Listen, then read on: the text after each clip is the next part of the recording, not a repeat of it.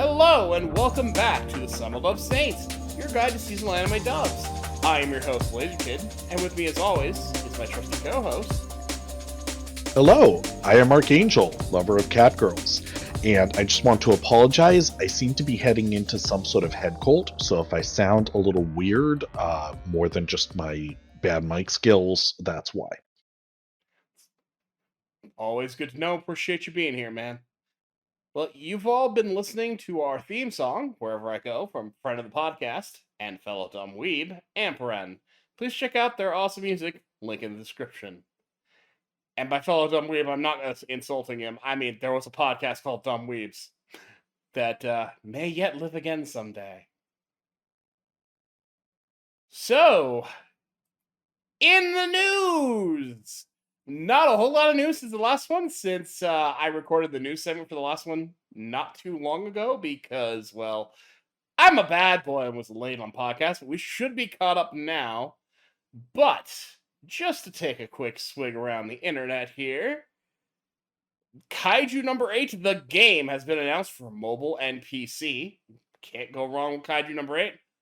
Hopefully the fact that it's mobile doesn't mean that it's doomed to be a terrible, terrible game, but I guess we'll find out. Probably, but not definitely. Basically, we'll have to see if it has microtransactions in it. Yeah. That'll basically tell us everything we need to know right there. The other big news in the last couple days is that My Hero Academia anime has revealed a Todoroki versus Dabi visual, and god damn is it pretty. And I will be showing it to you if you're watching on YouTube. If you only listen to us on our audio podcast, which you are more than welcome to do, you are missing half the show because I like to show off things we talk about. As a manga reader, this fight is so good. All right, and in other news, this just in, I misread my Discord prompts and I was on my headset mic until just now. So if you're wondering why my voice just hopefully improved dramatically in quality despite my illness, that's why. Well, there you go. Also in the news, Archangel found his microphone. Yeah, highly competent and professional here at the Simuldub Saints. Oh, absolutely. Absolutely. Nothing but the top quality of me being a week late to edit an episode. Totally the top best quality, always. But we do appreciate that you guys are listening to us. I know we actually do have a few regulars. Turtle, I'm shouting you out. I know you're out there listening. Thank you so much for listening to us. I really appreciate you. And I appreciate everybody that listens, but I've just heard back from Turtle on Twitter a couple times, so figured shout out the most active of our fan base. So yes, we have a fan base apparently. Yep, same for me. Okay, that's kind of surreal to hear, but I appreciate you guys very much. I should also mention before we forget, a sponsor for this week is we're being sponsored by Wide Tom's Bean House, which is a very, very real and very, very legitimate restaurant that is absolutely factually located in Detroit, Michigan. Whoa. More about them at the end. Right. Well, that's about all the news I got. Like I said, not much since the last episode, since the news recording segment has been so close together. Because I'm a dum-dum. But at any rate, we've done a lot of episodes lately about specific shows, and that's not going to stop, but we're 12 episodes in. That's 3 months in. That's the end of the simulcast season. Simuldubs are still a couple weeks behind. It'll be 2-3 weeks before we finish off all of the Simuldubs that are out there. Of course, we're going to start rapidly getting new Simuldubs, and as soon as we get those announcements of what's getting dubbed, you know we'll do a summer 2024 overview. But since the dubs are almost over, we're going to tell you our favorites for the season. It's a top 10 list, but it's not just a top 10 list, it's several lists. We have an awards section here. We made several categories, and we chose the top 3 for most of them. And then, of course, for best show of the season, we did our top 10. Each of us made our own list. We're going to compare, contrast, and tell you why we picked what we picked. Yep, and just to be clear, this is not intended as any sort of objective statement. This is for us individually. So, for example, if I was trying to be objective or speaking for the pair of us, I would have probably made, in a few instances, different choices than I did. Same. So. But we picked based on our own personal enjoyment levels, basically.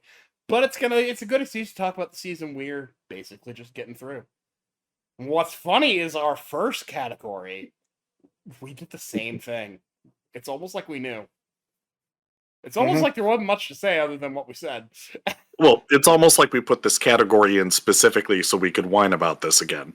Yes. The Why Isn't This Show Dubbed Award. We did an entire episode on our number one pick, so it should surprise absolutely no one what our number one pick is. Yeah, oh god, what's the exact title? We just call it Appraisal. The Appraisal Show. The Appraisal Show, because it's just such a long title. But as a reincarnated aristocrat, I'll use my appraisal skill to rise in the world or something to that effect. That sounds about right. But yeah, wow, what a show, and it's still going. Amazing show. Incredible. One thing to note, because this is just a little addendum since we had our discussion, is that I actually read all of the light novels on Bookwalker, at least the ones that are in English, and the anime is actually better. That's like, I think that's the first time I've ever said that. It is the first time I've ever heard you say it. Yeah, the author wasn't as interested in character development. He goes into it in the about, so it's basically not what he was interested in. So the people who did the anime took what are relatively simple characters. Charlotte in particular has like 2 defining characteristics in the novels, and that whole thing is just non-existent. That whole thing with her episode just did not happen in the novels. What happens, just to give you an idea, what happens is literally he's looking around town for talented people. He spots her on the auction block as a slave and just buys her, takes the collar off right there and says, you can either go free or you can come home with me and be my retainer. What do you choose? And she comes home with them. And that's it. Yeah, I definitely feel like the anime handled that way better. Oh yeah, so it's the first time I've ever said it, but it is true. The anime actually, I just realized it's not the first time; it's the second. Oh really? I'm quitting heroing. Oh right, well those were kind of bad books. Yeah, at least by they're not so much badly written, very bare bones. I'm not sure what the author was thinking, but yeah. So I do recommend the books; they're very interesting, but and again, I could go on about this, but I don't want to get too tangential. But basically, I do recommend the books to anybody who's into the show and likes to read. But the animators took that existing excellence and just ramped it up to 12. So.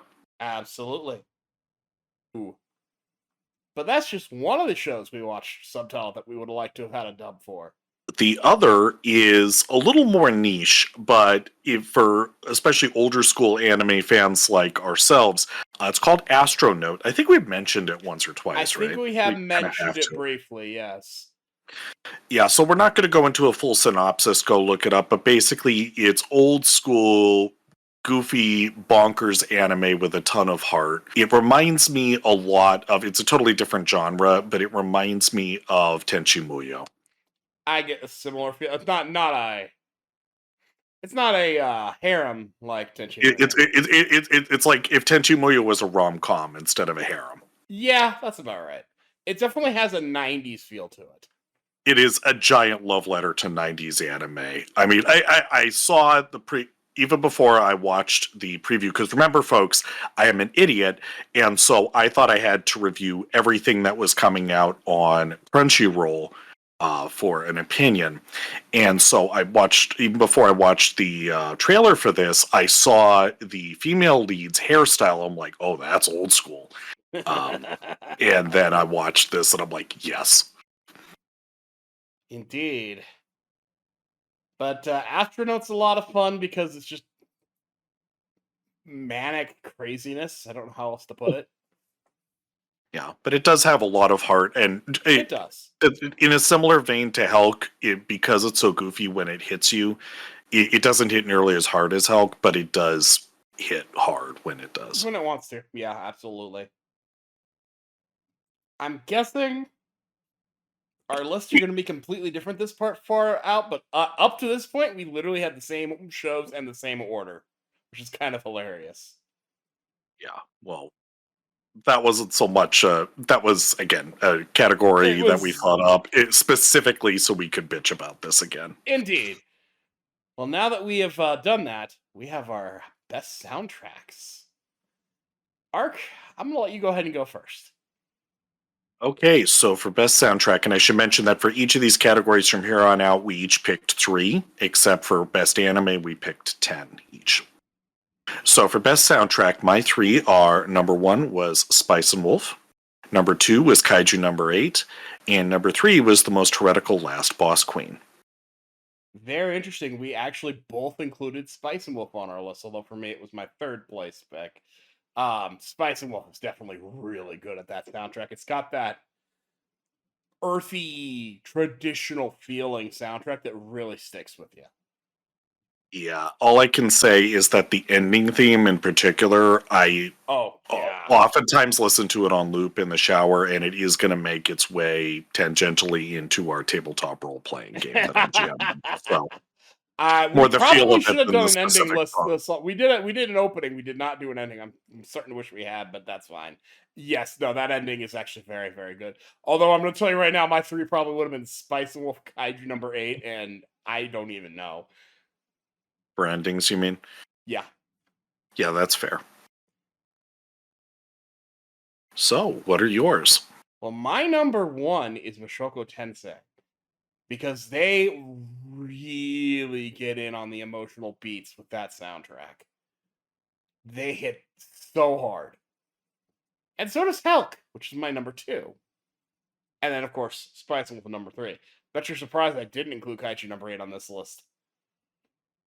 Not really, because I can see the strength of those others. And Kaiju number 8, while most of the soundtrack is competent, it's really that intro that just knocked my socks off. Oh, I'm right there. I can see that we actually did the same thing for the intro for first place. Yeah. So. Well, that carries us into our next category, which is best intro. No and question. The number 1 is obvious. Yeah. So I had in mind like the entire intro sequence, not just the song, but also the animation and everything. Oh, okay. I wasn't sure if you meant the whole thing. Oh, no. I meant the whole thing because it's not just a song. It's a whole piece.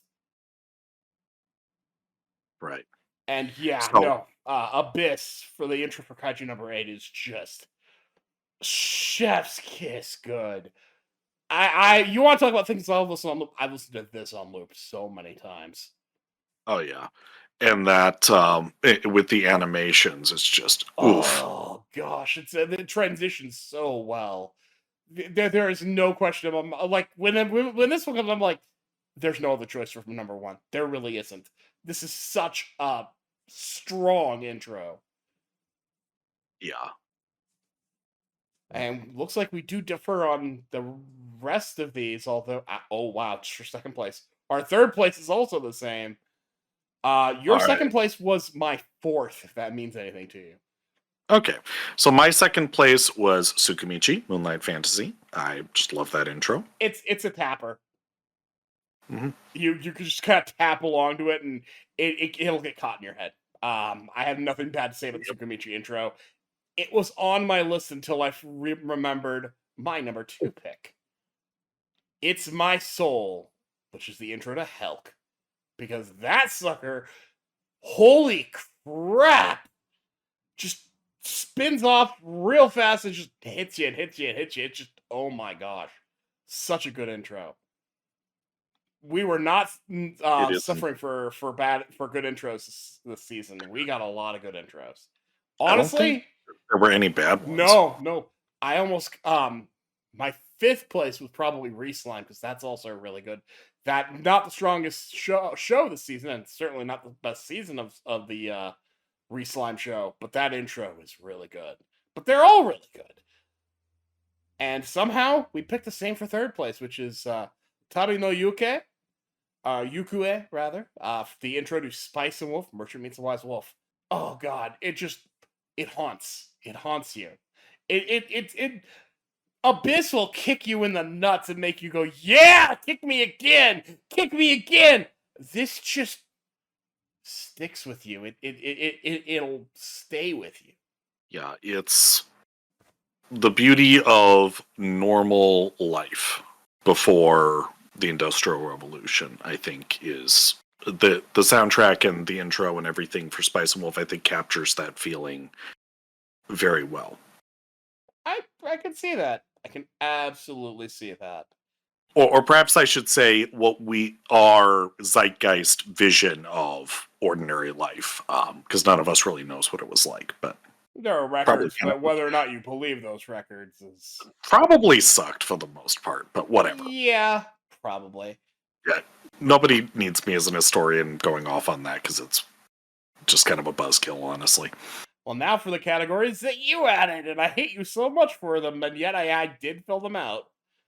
It's time for the waifus. I am the resident trash person, or the trashier person. So the two categories that I suggested, actually I think I suggested this third one as well. You did, but that one I didn't argue with.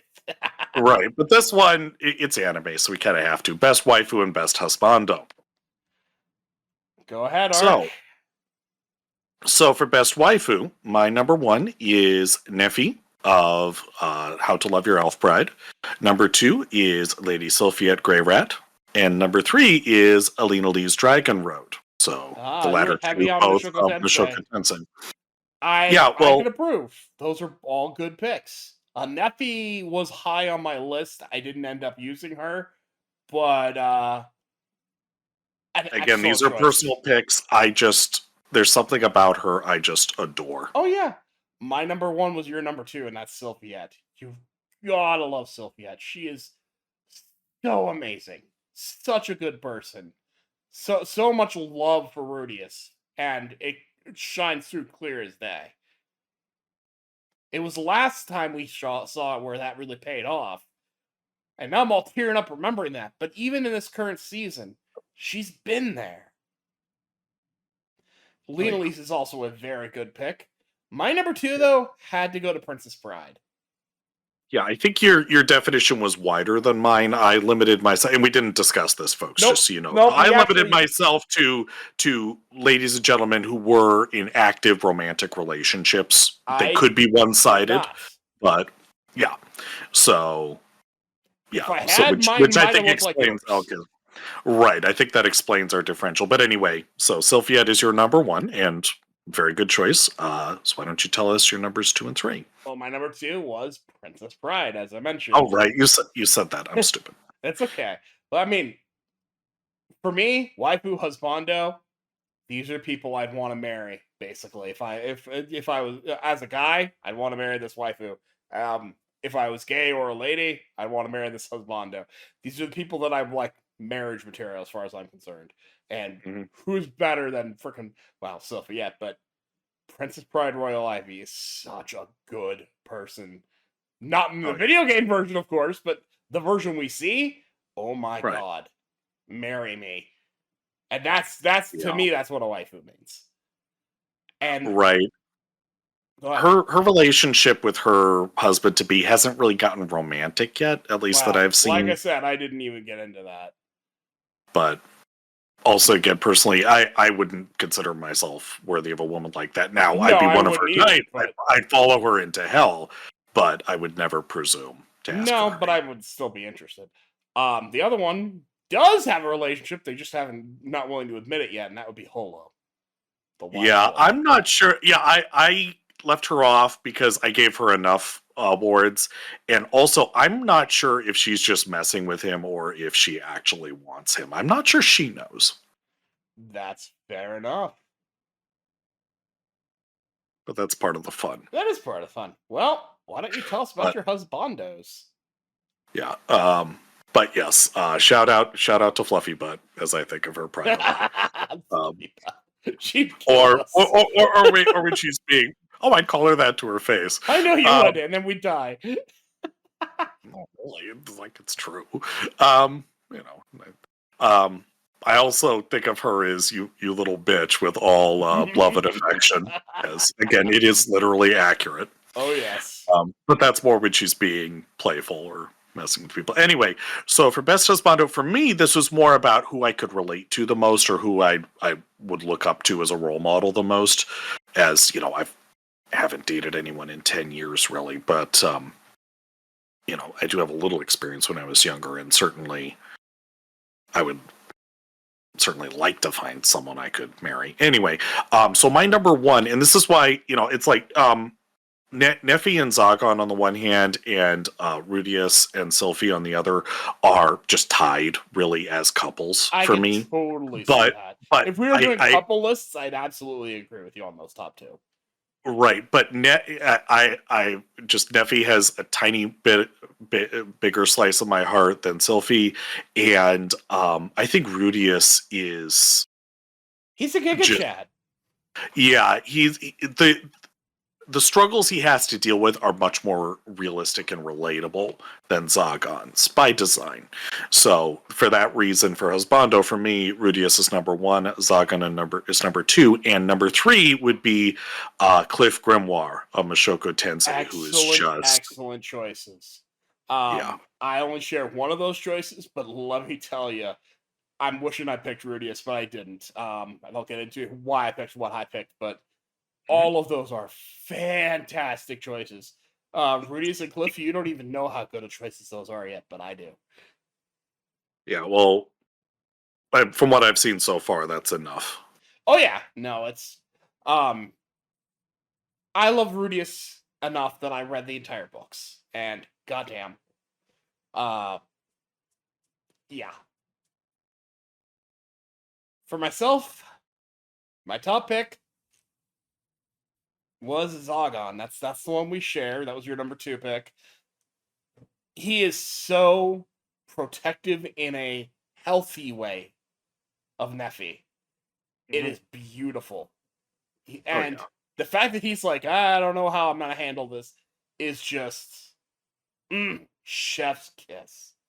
Yeah, he actually, this just occurred to me, he kind of reminds me of my Jaju in that, you know, my Jaju is not an overpowered sorcerer, but my Jaju came from a very abusive background family, but came out of it as a person who's very determined to be good and wholesome, and is. So I think Zagon took that lesson away from his childhood, rather than, you know, turning into an abuser in turn, which is rare, unfortunately, but it does happen in real life. Yeah. So my number two was actually Kafka Hibino. And it comes down to what he's willing to do for the woman he loves. Fair enough. This guy will run through hell to make sure he can stand at her side. And that, to me, is one of the most absolutely romantic things I've ever heard. Going back to that intro sequence, I've heard some people make the comparative that the "would someone please save my life" is actually her say, "Somebody save my life, it's in pieces. I've killed my emotions." And I could see that for Mina Ashiro. But Kafka is going, he wants to go and save her life. He is going to go and do his thing, and he's going to push himself well past what he's normally able to do. Like, no one in Kaiju number 8 pushes himself harder than he does. He doesn't get the greatest results, but he is trying so hard. And that's not even talking about what he's willing to do as a Kaiju transformer. Like, in our last episode that we've seen up to this recording, he sacrificed his secret identity to save everyone. Just, what a guy. And my number 3 pick was Hajime Umemiya, because, oh god, he likes to garden, he's really sweet, but if he needs to be tough, he can be tough. Yeah, so he wasn't in consideration for me, because as far as I know, he doesn't have a girlfriend, but I absolutely see your logic there. Yeah, well, like I said, I was doing different we had different criteria, because we didn't, again, highly trained professionals, folks, we didn't actually discuss what our criteria for the different categories were. We just gave each other the titles. What's great about that is that we have, you know, what these mean to us. I think it's actually great we did it this way. Fair enough. All right, well, Ark, Who's your biggest Chad? God. Same as yours, Hajime Hajime Umemiya. Umemiya! I think there is no fucking contest. And No. this one goes down, folks, with a hashtag fight me. Absolutely. Joke intended, given that it's from Windbreakers. He is a sweet man. He's very kind. He's gentle, but he's firm when he needs to be. And even when he's being firm, he tries to save his enemy. How could you be a bigger Chad than that? Indeed. So for number 2, why don't you go first this time? My number 2 was Helck because look at him. Yeah. Big dude and also heart of gold. And your number 3? My number 3, who else would it be but Kafka No? For all the reasons I just described a minute ago. Yep. So again, Hajime Umemiya was my number 1. My number 2 was Cliff Grimoire, Mushoku Tensei, because oh gosh, yeah, no, I totally see Cliff because he is the lengths he is willing to go through and the things he's willing to understand for the sake of his love. That's huge. Yeah. So while I absolutely agree with you on both Helck and Kafka being absolute Giga Chads, for my number 3, I actually picked Faye of God's Games We Play because not a bad choice. I wanted to give him a shout out because he's very understated in the way he does it, but he is very self-last. Yes. And he is very protective and supportive of the 3 ladies on his team. But he's very understated about it. And almost to the point where I wonder if they actually recognize it, because he seems to be going out of his way to not make a big deal out of it, which is such a Giga Chad thing. He's very selfless. I absolutely agree with you. And he's just interested in pushing and growing other people. Yep. He also is one of the only people that's like, ooh, that's a cool game. Yeah, well, there's that. Yeah, he and what's her face, Lashea are just Oh yeah, Lady Lashea. Those two are great. Yeah, they're the game theory equivalent of Battle Maniacs. So. Yeah, like ooh, this game, this is a thing. No, it's like in a Dark Legacy, which is a webcomic about World of Warcraft, and so there's one, there's the character of Donald, who's just like the eternal, absolute fucking idiot noob. And then there's one point where one of like the really high spec players is just screaming at him. It's like, why are you doing this? What is wrong with you? And Donald just smiles at him and says, this is a game and it is fun and I am having fun. And gives the guy an existential crisis. And that's Faye and Layla Shea as well. It's like, this is a game and we are having fun. Fair enough. And everyone's like, oh shit, we forgot. Wait, video games are supposed to be fun? There's no such thing as fun. The internet is serious fucking business, and don't you forget it, folks. Well, speaking of serious business, our next category is Funniest Show. All right, well, it's entirely subjective, so... Oh, absolutely, although we do have 2 of the same picks. Yep, so my 3 are, number 1 is Seventh Prince, because it's just so fucking stupid. It's so stupid. It is absolutely so... It is beautifully stupid, but it is so stupid. Number 2 is Helck. Primarily, that's Pee-wee's fault. I just find Pee-wee endlessly entertaining. And number 3 would be Tsukimichi, because it's just bonkers. Tsukimichi can be bonkers. I can see it. As for me, my number 1 pick has to go to the OG Konosuba. Because god damn it, I can't stop laughing when Konosuba is ridiculous. Especially when you get darkness on the scene. Yeah, for whatever reason, Konosuba just doesn't hit with me, but again, entirely subjective. And it's absolutely high quality. My second pick is your second pick, and that's Helck. And it's not just because of Pee-wee. It's also because it's just the show in general. Jeremy! Boom! I don't think that's gonna work. Boom! What is Helck up to? Helck just running with the ostrich underneath him. Just Yep, or and everything where just Hulk doesn't give a shit. Hulk It's like don't every give time a he flying cooks the fuck. pink apron, every time he cooks the pink apron goes on, and just like Oh god. there's so much to it that's Mhm. just bonkers. And my third place is your first place, which is Seventh Prince, because yeah, it's gleefully insane. It's fun. Okay, best action. I see we have the same first place pick. There's no contest. Kaiju number 8 is It's just so sweeping this season. amazing. Oh yeah, no, they put everything behind it. It was well written to start. It is a manga. When this season ends, I'm Yeah. going to go read that manga because Yeah. Not that anything this season has been low effort, but I think the people who worked on Kaiju number 8, it feels like they took extra special care and attention with it. it More reminds than me of the way I usual. felt about the first season of Mushoku Tensei when it came out. It was the same way. The people behind it were in love with the material and put all that love into it. And I feel Yeah, that way this about is Kaiju 8. yeah, it's an absolute labor of love. Yeah, you're gonna see me reference Kaiju number 8 a lot in this, and that's just kind of why. Yeah. It's just so beautiful to watch. My second place is Windbreaker because those action scenes are so well fluidly animated. Like, oh my god.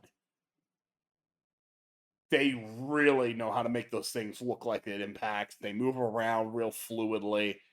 It's just really impressive to look at. My last pick is Tsukimichi because Tsukimichi, it's not the best animation, but it's darn good.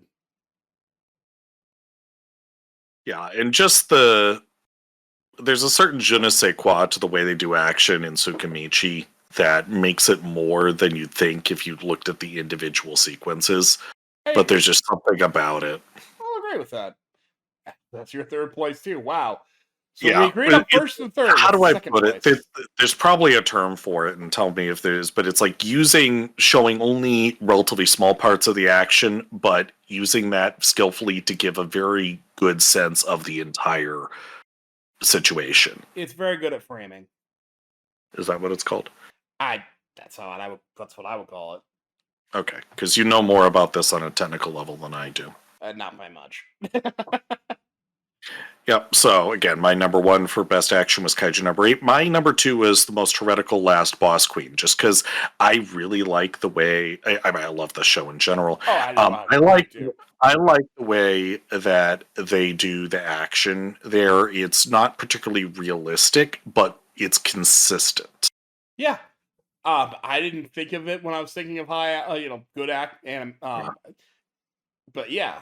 No, that's Yeah, it's stylized, I think, now that I'm thinking about it, is the best way to put it. So whereas Windbreaker is definitely my number 4, it's very realistic in the way it presents the fist fights, people's overpowered strength aside. Last Boss Queen is very stylized in its approach to combat. I can see that. Well, now we're to a related the best animation. And it's your turn to go first. And gee, I wonder what number 1 is.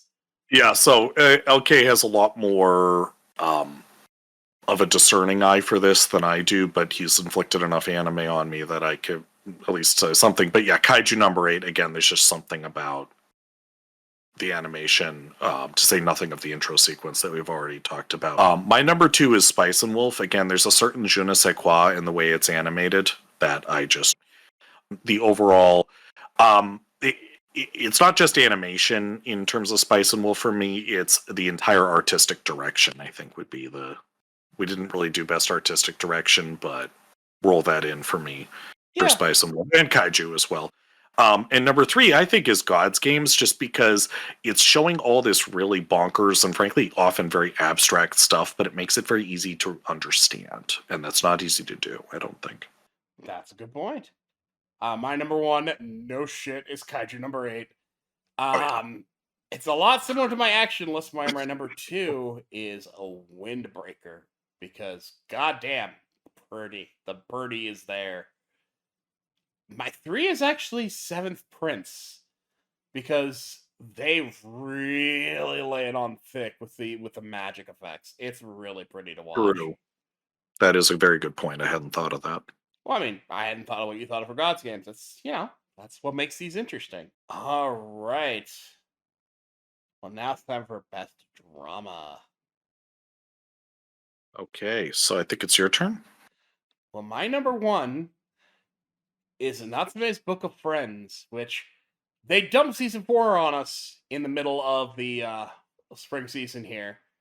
So it's not it's a much older show, but the dub has been there, and we've just been watching it weekly. They've been weekly releasing season 5, which we're gonna get to eventually. But how could I not include Natsume's Book of Friends on a drama list? It's such an amazing story. Characters are always interesting. It leaves you either on a very high note or on a note of suspense. I can't not love that as my top drama. Yeah, so leaving cliffhangers aside, I think we've all observed in our watch group that you're never not smiling when an episode of Natsume ends. Absolutely. You leave Natsume with just a grin on your face. Similarly, Most Heretical Last Boss Queen for much the same reason. So good. Absolutely amazing. And then my third place is Spice and Wolf, because they really know how to play off the merchant stuff. The we get some intrigue with the church, and it's just very fascinating to watch things play out. All right, so I took this for my primary consideration for this was, because these are personal, is what hit me the hardest emotionally. Hey, and my number one pretty much did was the same Helck. thing. Helck is a good choice. Yes. Yeah, my number one was Helck, and it's because it's also very, very funny. It just, I forget exactly what it was, but it just, I didn't even think about it. It was just my number one because it's hit me really hard a couple of times.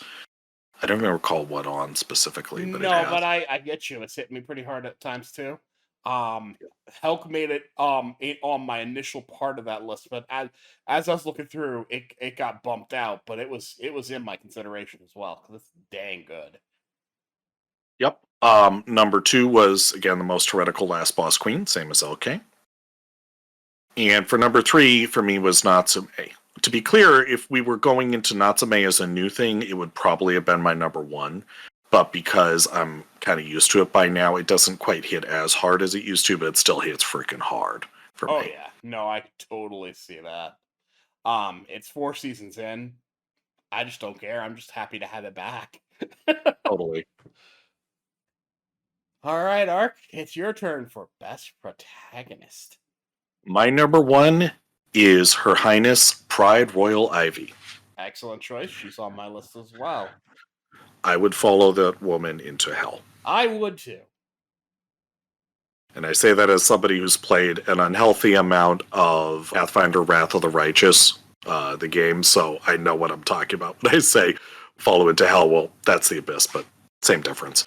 Anyway, my number two is Takashi Natsume of Natsume's Book of Friends. Excellent choice as well.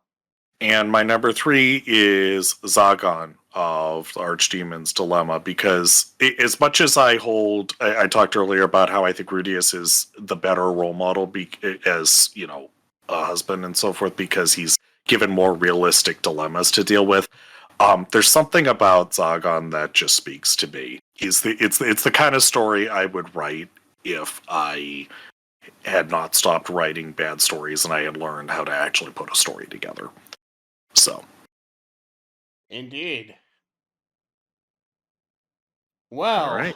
That leads us to my list with best protagonist, shocking absolutely no one, Kafka Hibino.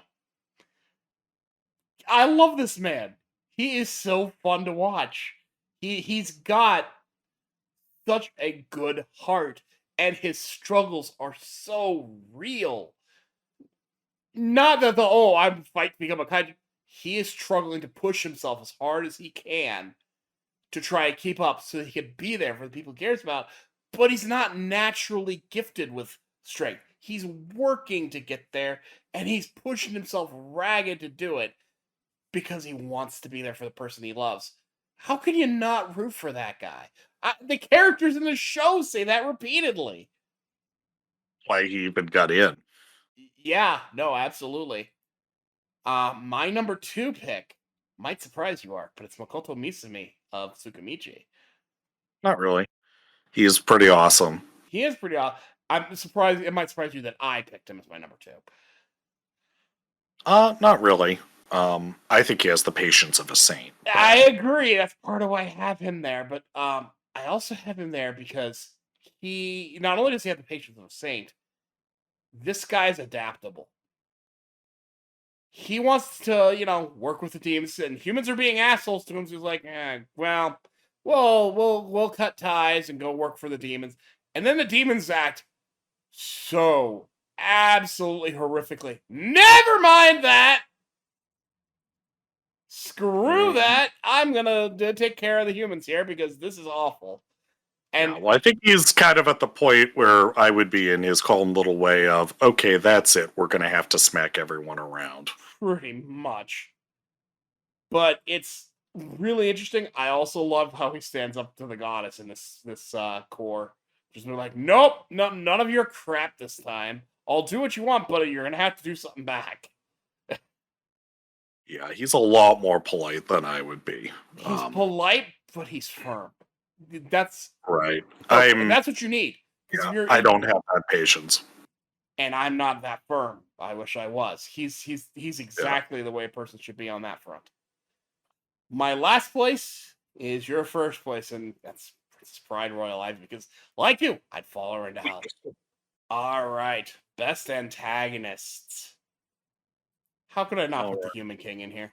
The guy is creepy as fuck. Yeah. Just that's an excellent choice. Ugh, makes my skin crawl. Especially when he starts talking. Oh my gosh. Ugh. My second place was initially my first place until I thought about the Human King. I'm like, no, he tops it. The first person I thought of when it comes to antagonists for this season, I actually had trouble with antagonists because a lot of the enemies this season are forces of nature. It's not really a person.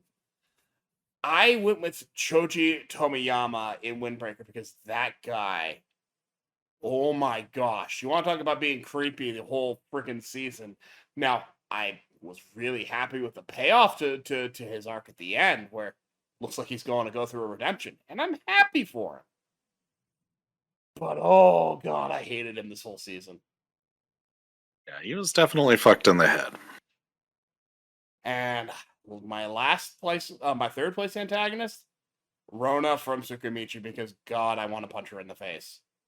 I'm gonna make a deal with you, and I'm gonna do this thing, and yeah, screw you. I'm gonna break my deal without breaking my deal. Ha ha ha ha! Yeah, fuck you. I didn't say it doesn't work. That. It doesn't work like that, honey. Yeah. She has fucked around, and she is shortly about to find out. I'm pretty sure. Indeed. Well, it's your turn. Who are your picks? Well, my number one may surprise you, as the gods collectively from God's games we play. That is an interesting choice, because I wouldn't call them antagonistic. They're absolutely the antagonists of the story, but an antagonist doesn't have to be an enemy necessarily. That's true. But they are the antagonist is the driver of the plot. That's true. It is in opposition in some way to the protagonist. So the protagonists are trying to beat the antagonist, but it's not hostile. That's so true. best frenemies forever. Yeah, or that's fair best rivals, I think, is some of the gods are more interesting than others, but yeah, no, I can see where you're coming from. Yeah, and they do all seem to be, if not necessarily, some of them are kind of cheap little bitches, but all of that, none of them are really bullshit at the end of the day in the way they play, which you got to give them credit for, because they could all be very sore losers, but they all seem to react with delight when they get beaten. Yeah, no, I do love that aspect of God's games, and hey, excellent choice. Yeah. It's, I very much appreciate people who are not hypocrites, because most people I read about these days and have to deal with are hypocrites to one extent or another. Not my team at work, thankfully. I just realized that. But anyway. Yay. Yeah. Yeah, no, seriously, I lucked out with where I work, but that's a whole nother story. Anyway, okay, so my number 2 was, I forget her name, but I just call her Bitch Goddess I from think we all know Tsukimichi, who you 'cause mean. she Yep. is just supremely hateable. Very well written in that regard, but oh my god, I want to strangle her. And number 3 is the kaiju generally, the sapien, not just the sapien kaiju, all of the kaiju generally from kaiju number 8, just because, for knowing as little as we do about them, they have my interest as to what the hell is going on with them Especially given more that than they've been around anything forever. right, but things are clearly changing. Because things that are happening, you'd expect these people to be like, oh, that's this, that's that, because these things have been around since medieval times, if not earlier. Which again, I have to wonder why humans are still here, but that's another story. If I had to guess, it's that the kaiju were not the same back then as they are now, just like humans were not. So it's parallel evolution, I guess, and driving each other to evolve. But just it takes a lot to get me this interested because I've read and seen so much stuff. I'm more than a little jaded. And so to catch my interest like this, that's something kind of special. So Fair enough. All right. We are the Simuldub Saints after all, so our best vocal performance is our next category. Oh wow, we actually have the same voice actor for 2 different roles on here between the 2 of us. That's amazing. yeah, so oh hey, yeah, I didn't even think about that. But yeah, so my number 1 is Brina Palencia, I believe is the correct pronunciation. That I is hope correct. I'm very familiar with Brina Palencia because she is the voice of Tony Chopper in One Piece. Yep. Well, I'm awarding her my number 1 as Holo the Wise Wolf, and she is reprising her role from the first time. I checked behind the voice. Behind the voices, and it shows because she clearly knows exactly who this character is, and just the playfulness and the sheer female energy in the best possible way that she brings to this role of the playfulness, the vulnerability, the strength, everything that makes a strong woman in a good sense that she brings to Holo is just chef's kiss. Yeah, well, and Brina Palencia is no beginner in the voice acting game. She is a legendarily known voice actress in the voice acting. People follow. It shows, and this is, even by that standard, this is a performance to remember so far. Oh, absolutely. I absolutely agree. So my number 2, and this is not just for this season, but for all of the seasons up to this point, Mr. Adam Gibbs as Takashi Natsume, protagonist of Natsume's Book of Friends. There's just something about the way he handles that role that is just perfect. It is absolutely. I almost spoiler. I also have Adam Gibbs in my list for a different role. I almost gave it for Takashi Natsume as well because there is such a warmth to that character that is so well conveyed by Adam Gibbs. Right. Just the way that all this crazy stuff keeps happening, and he'd be well within his rights to say, screw this, I'm out, insofar as he can, but he doesn't. And Adam's performance just really conveys that art that the character has in a way that's impossible to define, but cannot be denied. Absolutely agree. And my number 3 is purely just because he makes me giggle so... Well, it's not just that. Actually, I realized what I was thinking when I did this. So first of all, it's Mr. Joe Daniels as Azudra, Lord Azudra from Helck, who's the at least when we first meet him, the goofy guy who's laid up in bed. But it's not just the fact that he's very funny, it's the range he displays while still obviously being the same character. Oh yeah, no, I totally That's kind of hard to do. That is very hard to do. Well, and we've seen that before because he's also Kongming in Ya Boy Kongming. Very similar in that way. True. That's just for us because we had a lot of good times with the High Dive in the last couple of years. Yeah, they don't do too many dubs, but they keep picking very well. Agreed. So compliments to whoever's in charge of that. Absolutely great. Okay, well, my top performance might surprise you. Cristina V, or Cristina Valenzuela, as she recently we call her Cristina V for so long that it's kind of shorthand, but she recently gave us our full name, but as Darkness in Konosuba, because full committing to that role. Oh my god. You want to talk about range? She can be dead serious and resolute and strong 1 minute, and then the next minute goofy as hell, going, "Oh, Kazuma, you're yelling at me while I'm holding up the stage." Like, oh god, you can't help but laugh at her performance as Darkness. It's so perfect. It makes the show, honestly. Yeah, and again, still obviously being the same person. Yes, it doesn't sound like a different person. It's still very much clearly Miss Dustiness herself. Right. I'm not really a Konosuba person, as we've covered. I haven't seen all that much of the show, but even I can see from what I've seen that Darkness is a very complicated lady. Oh yes, legendary voice actress doing legendary work on a really fun character. My number 2 is also Adam Gibbs, but for me, it's Arthur Beresford in The Most Heretical Last Boss Queen. And I'll tell you why. That speech he's giving when he wants his father saved hit so hard. It's going to stick with me for forever. And the fact that he keeps going after that and he keeps nailing this role. Oh my god. Adam Gibbs, thank you. Thank you for Takashi Natsume. Thank you for Arthur Beresford. You really nail these characters. Thank you so much. And my last place goes to Landon McDonald for Soshiro Hoshina, the vice captain himself in Kaiju number 8. Because the voicing on that character, again, you're talking about range, same character, clearly the same character, but he can be a goofy, silly person or deathly serious. Or he can even be vulnerable. And the character's just fun to listen to. Indeed. So, I mean, this whole season there hasn't been a bad performance yet, but those are my favorites.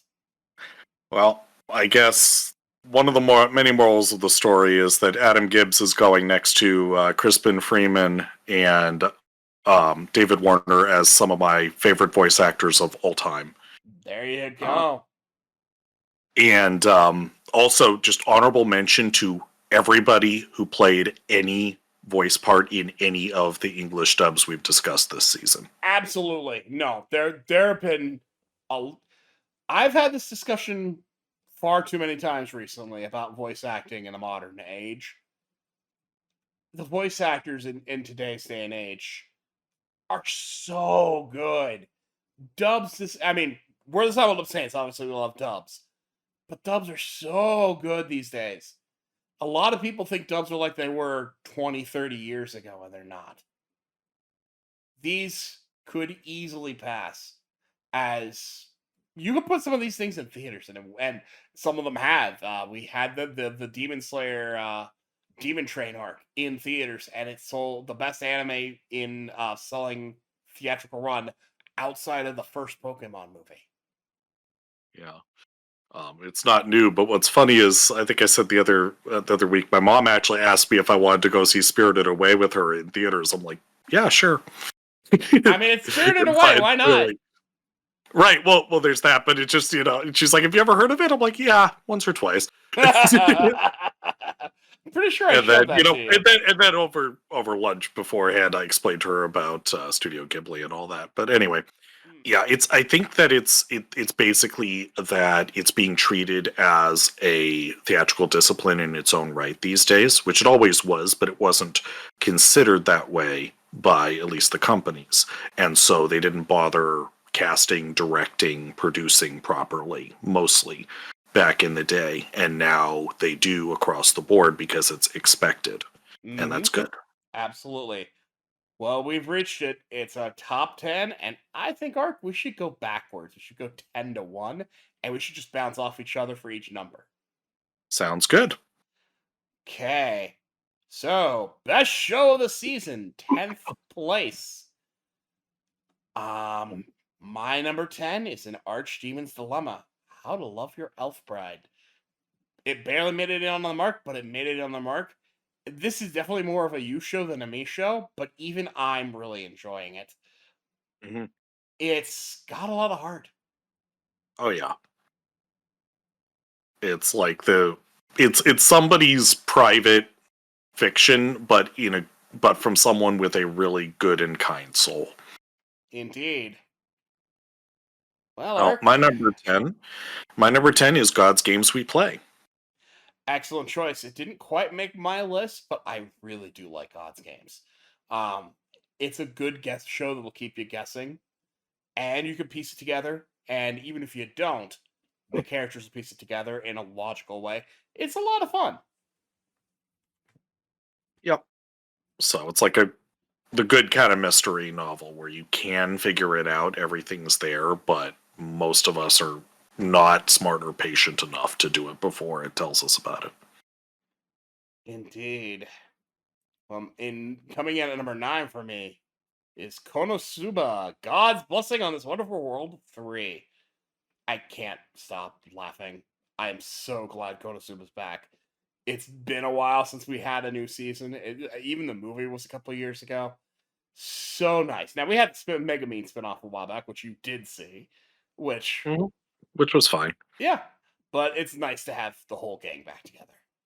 Which actually left me a lot more fond of her best friend than Yun Megabean's Yun! fine, but oh god, I just want to hug her. Poor thing. Anyway, so mine, for very similar reasons, my number 9 is Seventh Prince because I can't stop laughing. Fair enough. All right, my number 8 goes to Tsukimichi, Moonlight Fantasy. I'm sure for you, this is much higher because I know how much you love this one. It's only one rank higher actually Oh, because fair as enough. good as it is, there's so much going on. Yeah, no, and for the record, I do love Tsukimichi, quite a bit. Yeah. It's only this low because, yeah, there's so much other amazing things.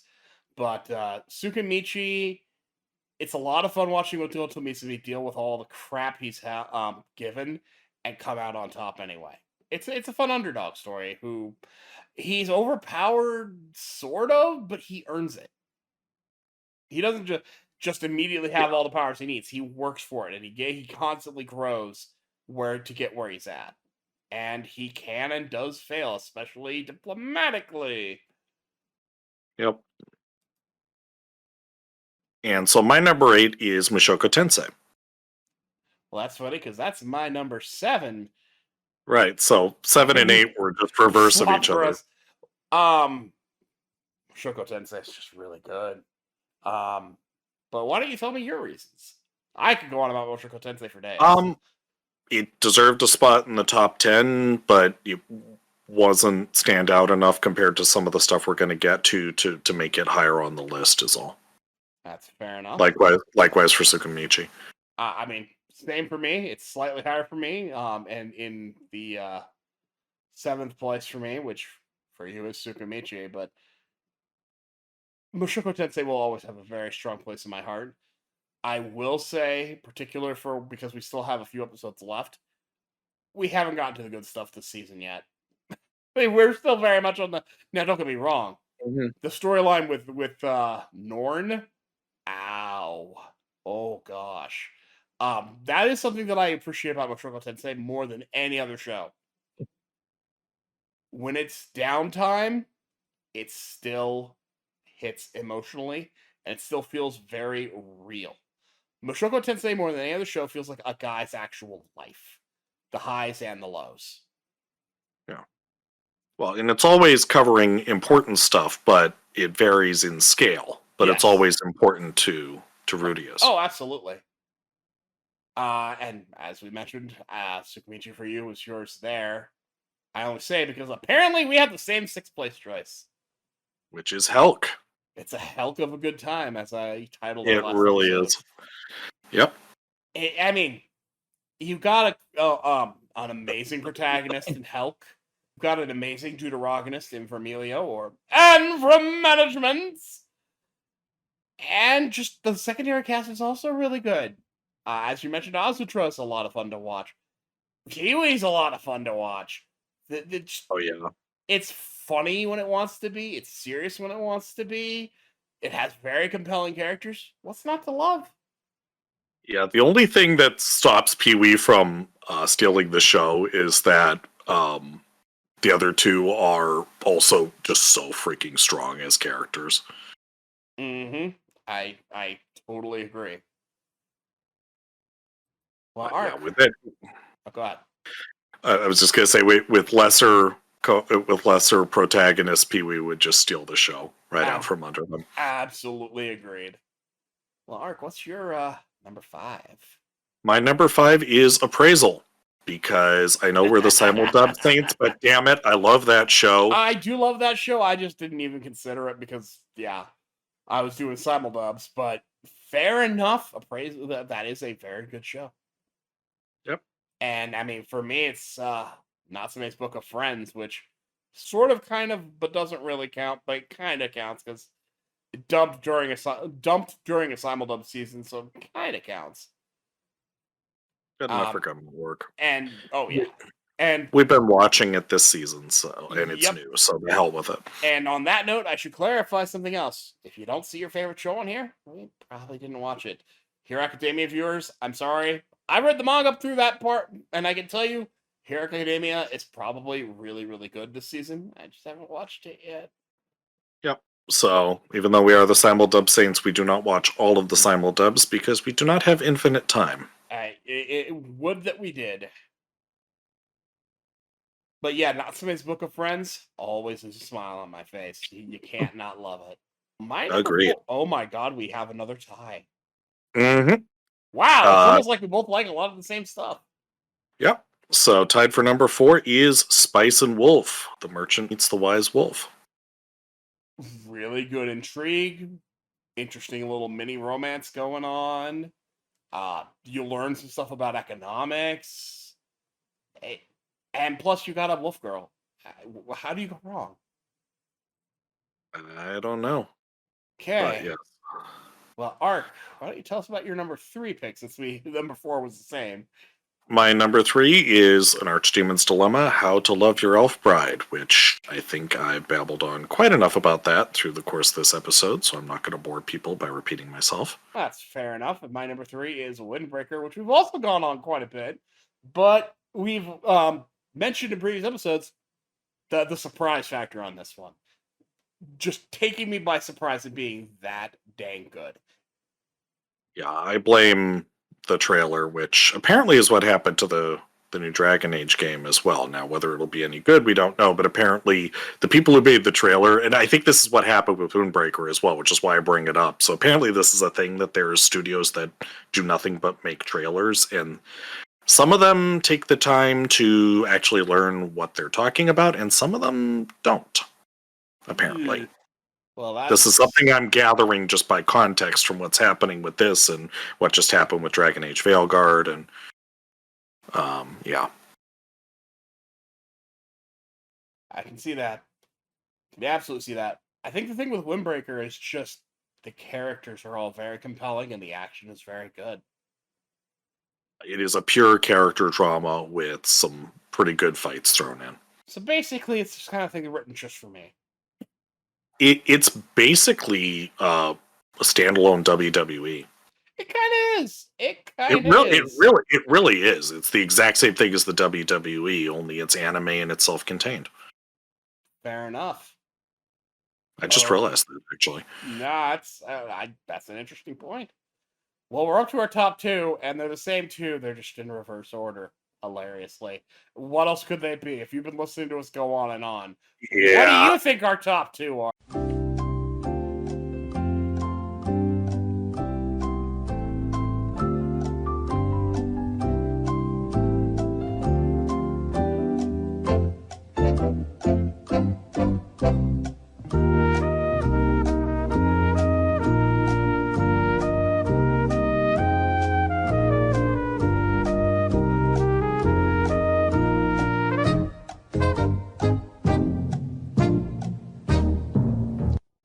Well, if you didn't know, So, sorry.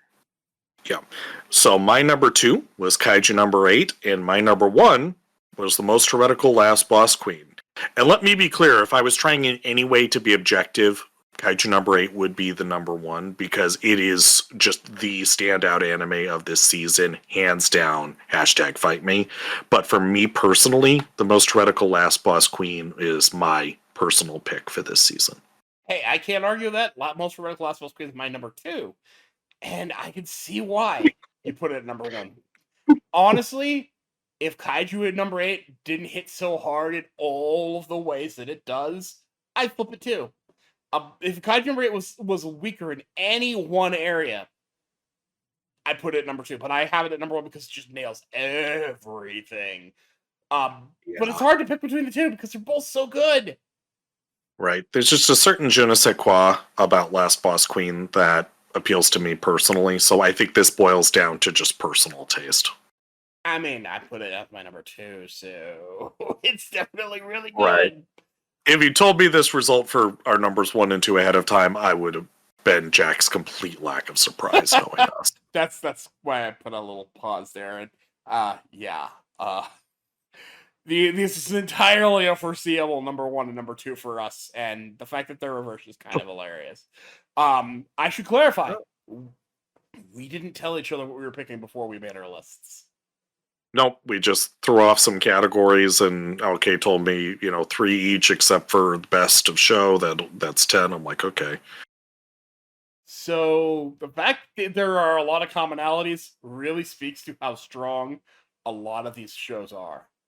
And I gotta say, no bad shows this season that we watched. Well, one. If we had a stinker award, I think you all know what we give it to at this point. But spoiler, it's Monster. Yeah, that's oh god, what do we call it? The worst of show, or the Raspberry Award. Yeah. Oh gosh, that was about the one we watched where it's like, no, why are you this bad? But honestly, of the stuff we regularly watched, there wasn't a bad show among it. Not one. And we watched a lot of the season. I will say, things that we did not watch this season, in case you're worried and like, where's my show at? We did not watch Black Butler. We did not watch Chillin' in Another World Level 2 Super Cheap Powers. We did not watch Data Life 5. I intend to, but have not yet watched Dead Demons DDD Destruction. I can't really get past the title on that, I'll be honest. Honestly, that's half of my interest. It's like, what the heck is this absolute mad, silly thing? We did not watch... My reaction is more like Bruce Wayne in the first Batman special, the animated series, is talking about It's a Wonderful Life. He's like, I could never get past the title. That grumpy sense of it, that's kind of where I'm at with that. We did not watch Laid Back Camp, although we both would like to. We just we would have to catch up, and we're still catching up on. I'm honestly planning to binge that by myself. That's fair. And we can do that. As mentioned, we did not watch My Hero Academia yet, although I certainly will. Especially when it shows up on Toonami, I will have to, because you better bet Toonami Faithful will cover it when it shows up there. We did not watch Saint Seiya Knights of the Zodiac, just because we'd have so much to watch to catch up. Did not watch The Duke of Death and His Maid. Again, we'd have to catch up. Did not watch Regular Magic High School. I could, but no one else could have. We did not watch The Misfit at Demon King Academy. Again, catching up issues. We started Vampire Dormitory, but we didn't really finish it. We did not watch Viral Hit, although I heavily suspect we probably wouldn't have liked that one. Which one was that? That was the I get into fights and I record it and put it on YouTube. Oh yeah, fuck that. So you can check that out if you want. I want nothing to do with that. I have no interest either. So I was curious enough about, even though we had a bad first impression, I was curious enough about Windbreaker that I gave it a shot, and I'm so glad I did. I'm glad you came with too. Viral Hit? No, not interested. we did watch an episode of Unnamed Memory. I didn't push us to keep watching because I was reading reviews, and apparently it goes a place that we wouldn't have liked. I really liked that first episode, but from everything I've read, protagonist gets really overprotective, controlly towards the lady. I'm like, yeah, I can miss that. Okay. Well, I mean, that's something worth exploring, but I'm not interested. Same. There was no dub for that, but well, not an English dub. There is a dub Deutsch, but I don't speak German either. So we didn't get all of them. A lot of them. I actually say we got most of them. And we also listened to several other things on High Dive. We were behind, but we got through Dark Gathering, and wow, that was didn't give it any awards, but that was an intense show. I didn't even think about that, but yeah, okay, so not going to get into it, but it's very horror in the Japanese sense. If you like horror, you have to fucking watch this show. I hate horror. If I had known what I was getting into, I would have refused to watch it. But now that we're at this place in the show, I have to see what happens. Oh yeah, we're so invested. So the person who hates horror, loathes horror because I'm a pissy pants little sissy, I am fucking hooked. So the characters are so well done. You're invested. Oh yeah, the story, everything. It's just, by the time we realize it. But yeah, if you get nightmares, this is pure grade A 200 octane nightmare fuel. It does have early on it eases you into it, and I actually appreciate that about it. Right. But yeah, by the end of the season, it's like, holy fuck. Yeah, it's hardcore. But yeah, we watched that. You didn't watch Ragnar Crimson, but I have, and as has the rest of our viewing group. And then everything else on High Def, we're all watching. So honestly, well, we don't watch everything. We watch a lot. Yeah. Well, actually, it just occurred to me, since we're saying, we mentioned Dark Gathering, I'd be remiss if I didn't say, let's go! Let's go! Watch the show, you'll get it. You'll absolutely get it. Props to all those voice actors as well. Holy God, shit. Yes, the performance. Just like throats, with everybody. How they keep their throats from dying, I don't know, but damn. A lot of takes and a lot of water, I would imagine. I would imagine the same. So yeah, we really liked Kaiju number 8. We really liked the last most heretical Last Boss Queen.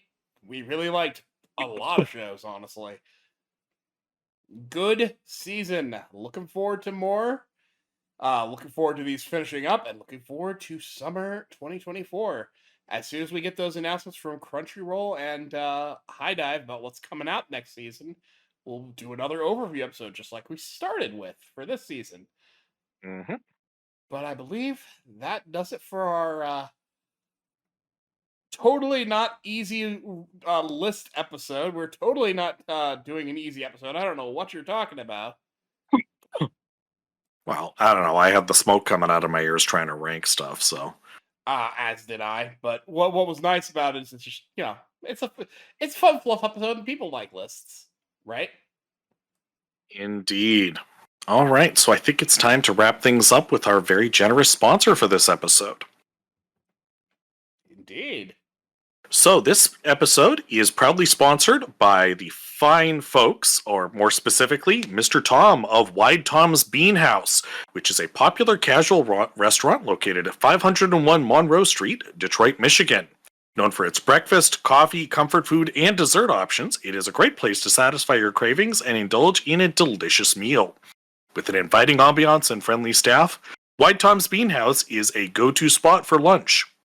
Whether you're looking to enjoy a quick bite or a leisurely dining experience, this restaurant offers a range of dining options including breakfast, lunch, dinner, and dessert. Convenient service options such as takeout and delivery are not available at this time, so next time you're in Detroit, don't miss the chance to visit Wide Tom's Bean House and treat yourself to some mouth-watering comfort food and some of the biggest frickin' beans you'll find anywhere on Earth, and a cup of freshly brewed coffee. Ooh. So let me explain for anyone. So just to be absolutely clear, first of all, this is not a real business as ever. We are never going to take sponsors from actual things, or if it does, you'll see the If we actually contains get paid real promotion. sponsors, we will be a lot clearer about it. There'll be the YouTube contains paid promotion tag on it for a start, and I'll be clear that that this is a real company that's paid us real money. So what this is this is an internet joke of long-standing. Basically, I don't know who started this, but somebody put this totally fictional business in on Google back in the day. I think Google's cleared it off. At least I couldn't find it when I went to check. So what I just read to you was a summary from Z Menu, whatever that is. But it's basically an internet meme that there is a very real and for like 10 years, Google had this fake restaurant listed with a menu and reviews. There were hundreds and hundreds of positive reviews from satisfied diners talking about how awesome Tom was and the giant bean that you can get and the this and the that. And it's this whole thing.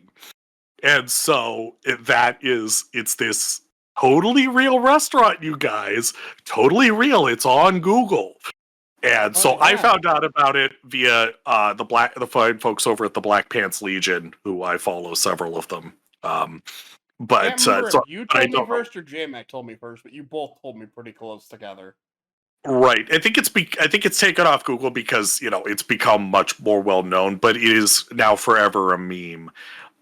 Even if it gets taken off of these sites. So one thing I should mention based off this listing is it is closed on Sundays. So just be aware of that. Closed on Sundays. All right, be aware, guys. Sorry, this is endlessly amusing to me that this was on Google for like 10 years and everybody was reviewing it and everything, and nobody noticed, or nobody cared, more likely. Mm-hmm. But it's just, I'm not too overly worried about ChatGPT and stuff because of things like this. Not yet, anyway. So anyway, thank you. That's our sponsor. Thank you to Wide Tom's Bead House for the $0 we received. With that said, I think it's time for us to tell the people. So, Ark, where can they find you? So, aside from being at my offices in Skalitz and Privoslavitz, you can, if you really need to get in touch with me, you should really contact LK. I don't do social media. Spoiler alert. If you get to know us on Discord, you might be able to talk to him that way, but not just out of the blue. Oh, sure. I mean, if anyone really wants to friend me on Discord, sure, but I'm not that interesting in real life unless you have very specific interests. So if you like World War II history... Yeah, or history in general, or video games of certain types. That's pretty much it. Right. And Animal Girls, I guess. Ooh. Well, you get more people on that than you'd think. As for myself, you can find me on Twitter at LaserKidPrime. You can find me on Blue Sky at LaserKid. I really need to check that more often. You can find the Simuldub Saints at Simuldub Saints over on Twitter. We do have a Facebook group, which is linked in the description on our YouTube page. We also not here on the video description, but like in our info. If you're listening to us on Spotify, same deal. It's in there. It's open to anyone who wants to talk about it. I post episodes on Twitter and on Facebook every time we have a new episode, so that's a good way to keep up with us. And as mentioned, we are on Spotify and several other podcasts platforms that Spotify pushes out to for us. So, and I just want to take a moment to say that setting up all of that was entirely LK, so everybody say thank you to LK for dealing with all of that crap. I am the workhorse behind the scenes.